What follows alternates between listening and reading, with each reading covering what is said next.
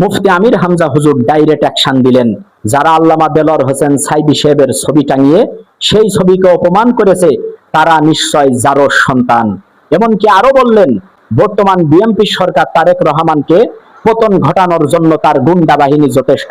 বন্ধুরা, ভিডিওটি দেখুন আর শেয়ার করুন।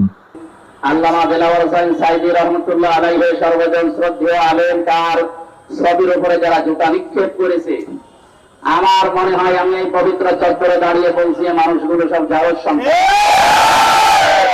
শুধু জামাত ইসলামীর আলেম মনে করে না, দল মত নির্বিশেষে বিশ্বের কোটি কোটি মুসলমানের অগণন হৃদয়ের স্পন্দন তিনি। সুতরাং ছাত্র দলের নাম নিয়ে হোক, যুব দলের নাম নিয়ে হোক, তার ছবিতে যারা জুতা নিক্ষেপ করেছেন অবশ্যই এর ভেতরে কোনো কালপিট প্রবেশ করেছে।